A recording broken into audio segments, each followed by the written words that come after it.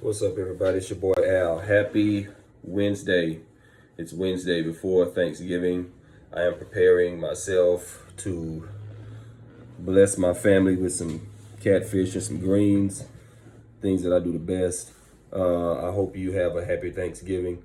I want to talk about this Ahmaud Arbery trial and kind of mix in a little bit with the Kyle Rittenhouse deal. So I hadn't talked about the Rittenhouse thing because, frankly, I told you I'm through with the black outrage over stuff like this. I'm just done with being outraged over stuff like this. But the men who were accused of it's no longer accused, but killed Ahmaud Arbery, all found guilty. The man who shot him found guilty on all charges. And a lot of people want to know, well, what is the difference? How was Rittenhouse let off? Why were the men and the perpetrators in the Arbery case convicted with such ease? There are a couple of variables, a couple of factors that I see that determine why Rittenhouse was not guilty and these gentlemen were. The first, the most glaring one, and obvious to anyone, and I think I heard my cousin talk about it. She's an attorney. Was the defense in the Arbery case versus the defense in the Rittenhouse case. Excuse me, not the defense, the prosecutors. The prosecutors in the Rittenhouse case were bumbling, stumbling, of course with some help from the racist judge. But these prosecutors in this Arbery case were not messing around. And everybody saw that soundbite of that prosecutor asking the shooter all those questions and him not being able to come up with one reason why he did anything he did. I think that soundbite pretty much did him and his boys in. When the lady asked him, was he following you? Did he at any point pull a weapon?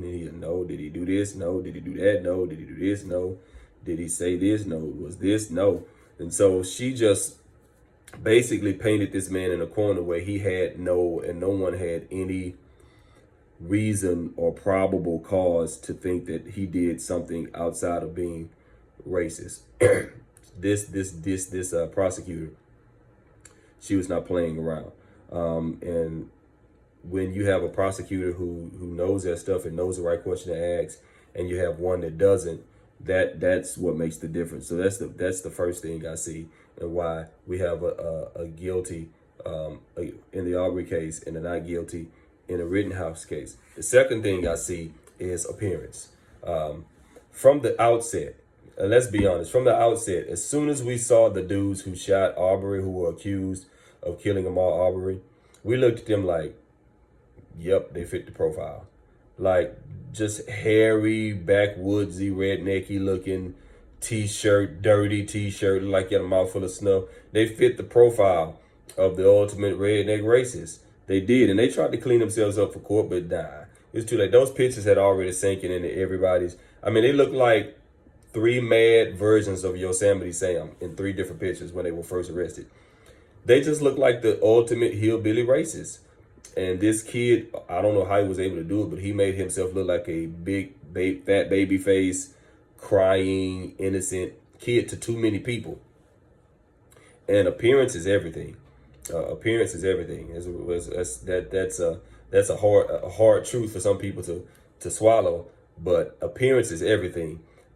These guys already looked like people who, they were embarrassed. I remember when I watched this thing first went down and it happened.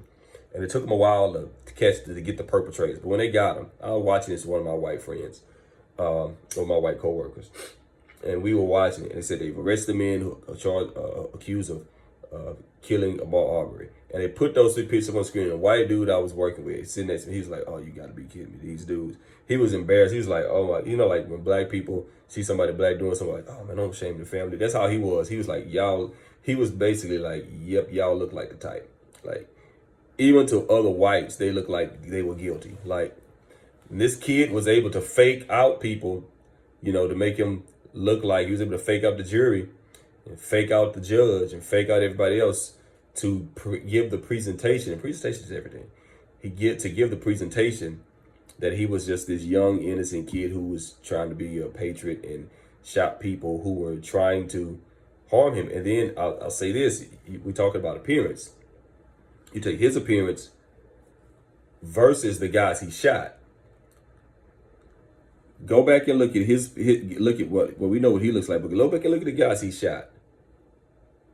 And then go back and look at some of the footage they showed of those guys at previous protests. They, in the eyes of some, those guys look like the troublemakers. They look like the troublemaker. Even the pictures that they show, and the media is very good at this, at picking certain pictures of people that don't show them in a positive light. Like they'll literally scroll through and find a person's social media and find the most non-flattering picture of them they can find to make them look like somebody who eats meat raw. Like they will. And I don't know if these people were given these pictures or if they went and found, the media went and found these pictures, certain medias, because we know it's a left wing and right wing. They all have different biases and opinions and purposes. But that played a part into it for some people.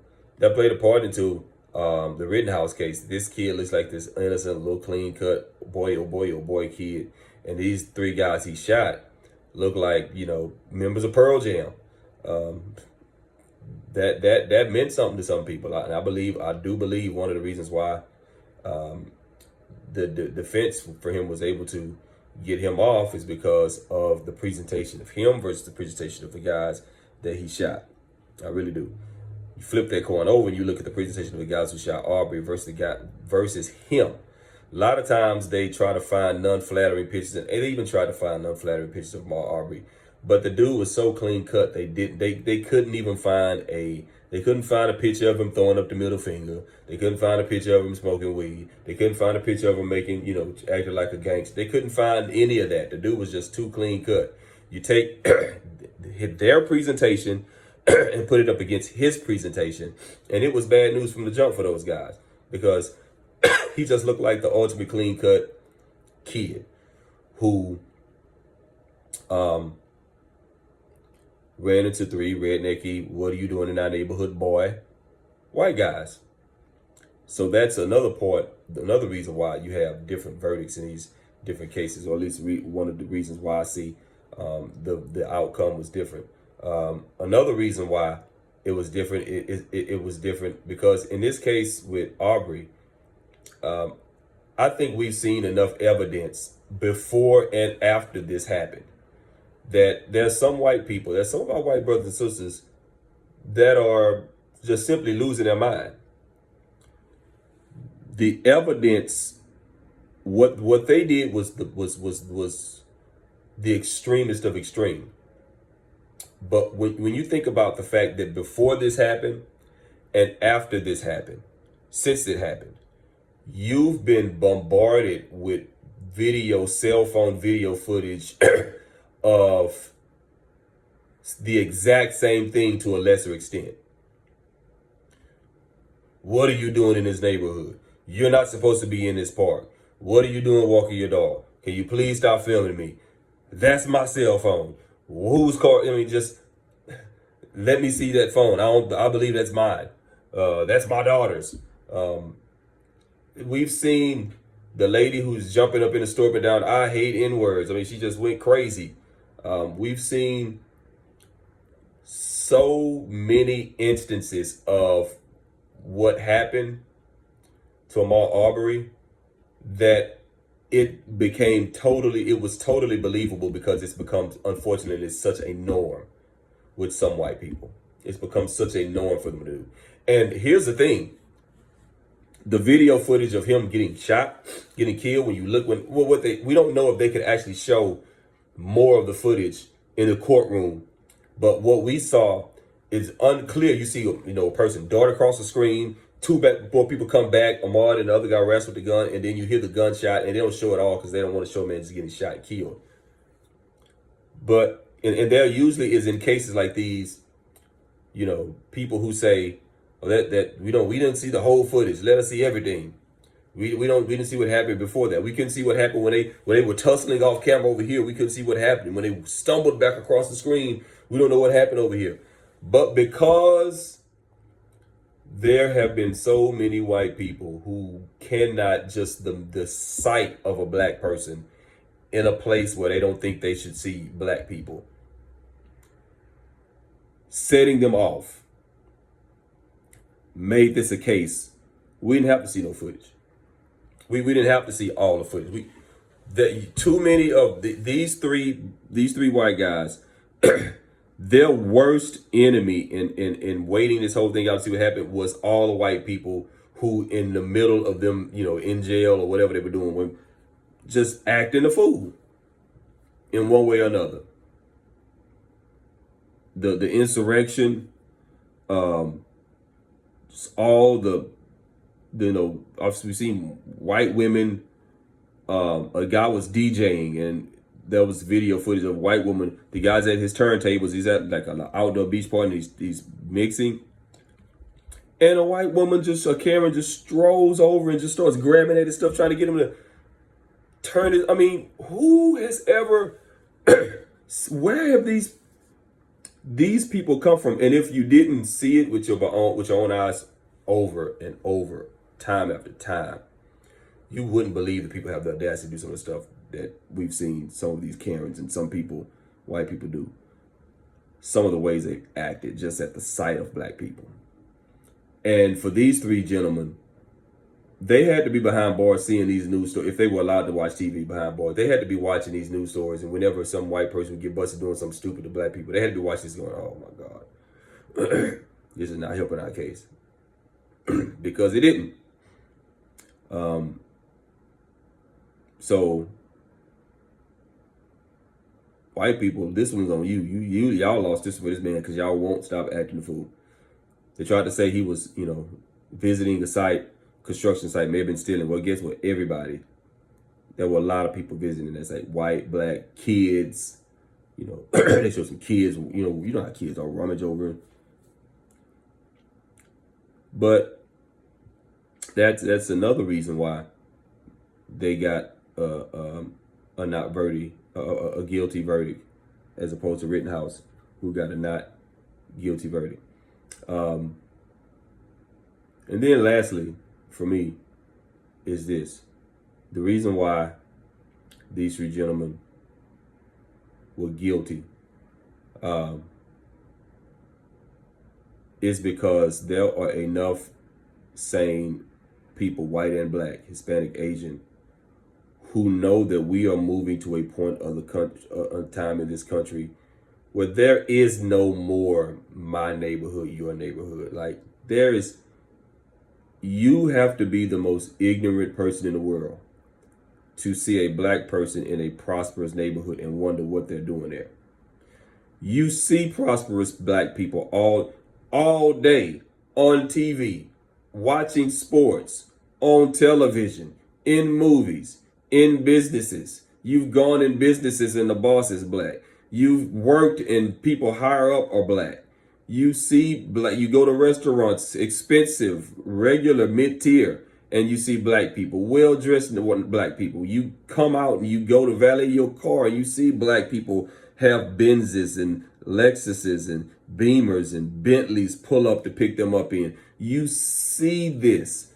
You know this. So why and how are there still people who think that they can present that? What are you doing in this neighborhood? Perspective. Newsflash to all of you all who don't know. Black people out here getting it. Been getting it for quite a while.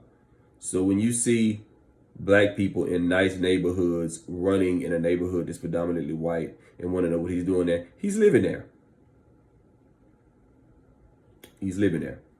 And I go back to this. Thank God I live in a progressive city like Houston, Texas, where it's such a melting pot, where people of all race, colors, and creeds are out here getting it, making it happen. So no one has to be surprised at the sight of someone who doesn't look like them. I live in a city where no matter where you go, nobody can be surprised to see a certain person of a certain color living there. We're just so far past that as a city, especially with what's going on in the inner city. The inner city is taking off, and you got Midtown. You got all these things going on, have places to eat, restaurants, and things going on in Houston. Thank God I live in and we got our own problems, but thank God I live in a city that's so progressive that we don't have. And don't get me wrong, because we got our we still got our issues, because um there are still old neighborhoods in Houston where you still got, these homeowners. You go to sign your lease and you read down in the fine print and it says in certain terms, no black people can live in this neighborhood. You still got a little bit of that going on in Houston, so don't get it twisted. You still got some stuff out there, but even people who have that kind of mentality know when you see a black person there living there, they're living there because they're not living there because they're selling kilos. They're living there because they running a company or owning a company. I see my friends, doing big things every day. So thank goodness we live in a city like that. And I just think that one of the things that did these guys in was the fact that people just don't buy the "what are you doing in this neighborhood" anymore. They just don't buy it. They just don't buy it. There are too many people who live in too many the boomers. Yeah, you can get away with that, but these and trust me, there are some people who are trying to keep that going. They're trying to keep that going. The little white girl the other day on a clip, I don't know if y'all saw it, just basically assaulted this black teacher and called her mom and said, "This lady's black and she's getting on my nerve," which obviously suggests that her mother is a piece of crap. So they're trying to pass it on, but man, there's just too many generations of people who just lived around too many different types of people to buy what they're selling. It just wasn't gonna, there was no way they were not going to be guilty. There was no way. As soon as it came out that they stopped a black guy to make a citizen's arrest because they wanted to know what he was doing, they wanted to see if he was stealing. White people, you just see white people like, oh God, you can see progressive white people doing that. Because whether you believe it or not, there's still some white people that believe that should be the way. Stop a nigga when you see one. Stop a nigga when you see one. But we don't believe in that. And there are a lot of people who don't. So props to the justice system for getting this one right. They butchered the Kyle Rittenhouse deal, but that was that thing was set up, and maybe they knew this one was coming down the pipeline, so they had to get them a basket before they got dunked on with this one. So who knows? But one thing I can say, thank God that this decision went guilty, because the last thing you need is for these yeehaw. That was scary about the Rittenhouse verdict. You don't need to create an environment where people say, "Oh, he was not guilty. Oh, so that means the next Black Lives Rally, man, I'm there with my rifle." You don't want to create that environment. You don't want to create that environment. You didn't want these guys getting off and then creating an environment and encouraging guys like them to say, "Oh, so it is open season on Negroes." You wanna let them see, no, there's some accountability here now, because there's some people just chomping at the bits, waiting to try to start race wars and all this kind of crazy stuff. But we're not having it over here. So let's chop it up in the comment section. Tell me what you're thinking. Do you see any other reasons why this one went the way it did? What did you see? How did you see it going? What do you think were the determining factors of why these guys were guilty and Rittenhouse was not? Let's chop it up.